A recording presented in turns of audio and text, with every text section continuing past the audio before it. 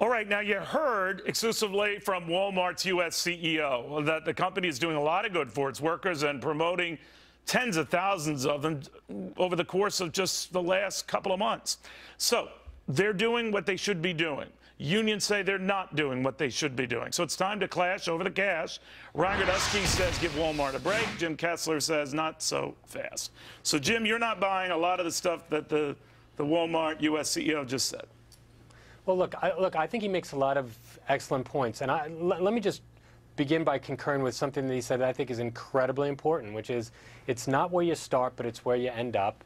And there is incredible value in these entry-level jobs, and that, you know, people will move up for them. And if you work at Walmart at, you know, at the age of 23 or 24 or 19, you're going to learn skills, you're going to learn grit and determination and how to be a better employee, and you should, you know, you'll move up. I mean, I think there's real value there, and that's... So what's your beef? Really you don't important. have a beef then. he significantly and sufficiently persuaded you.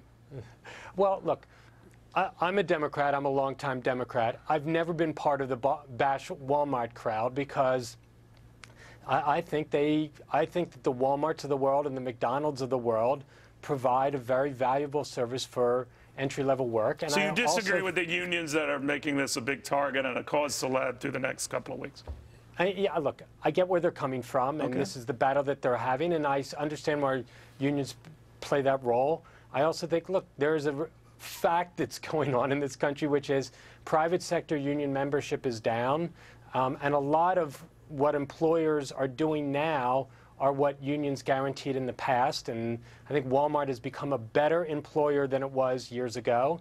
It is a greener company, you know, environmentally. It does more for its employees. You mentioned. I understand. Ryan, so what he's saying is maybe because of that pressure, it has made Walmart a more responsive I feel like I should company. bash Walmart now. Right, yeah. No, it's funny because liberals love Target. They do.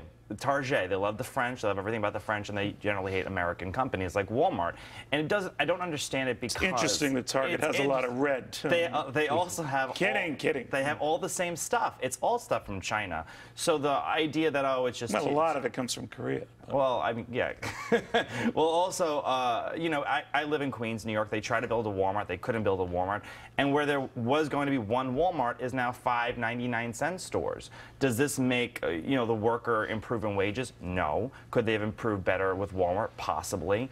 But they can't have that dialogue. It's really the sentiment of a dying argument, which is, you know, we need the unions, and unions only care about making themselves. So you think, as I was trying to raise Mr. Simon, if it were a unionized shop, I suspect a lot of its problems would go away as far as labor is concerned. If it was a unionized shop, they'd have 90 stories in the Freedom Tower. I mean, they would love it. They would absolutely love it. It's all about media attention and the Walmart's PR and how bad Walmart's PR is. But Jim, yeah, what do you let me think say of that? this.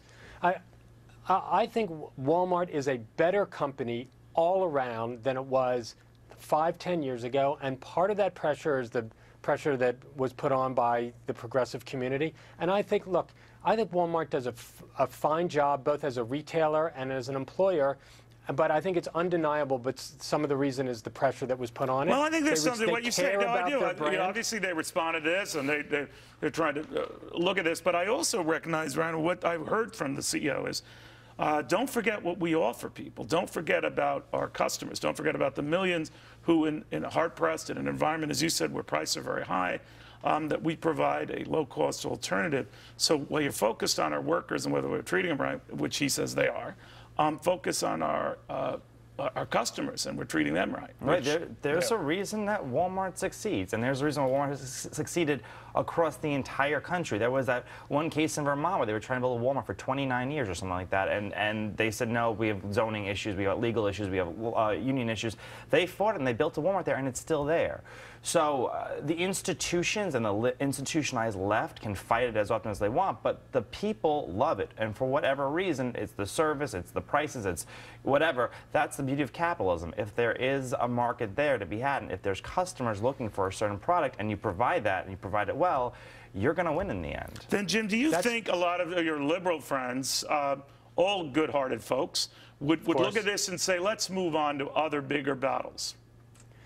You know, I think that, look, as your guest mentioned, that there's free market capitalism, and that's why Walmart works. And the First Amendment is also why I think Walmart has become a much more responsible company. And I think there'll be a point where it's continuing on this path where people will probably give up on Walmart. But I have to say, as for my liberal friends, anything that's big, it's a target on the left. I mean, whether it deserves to be or not. I think Walmart has become a much more responsible citizen. That's fighting the good fight.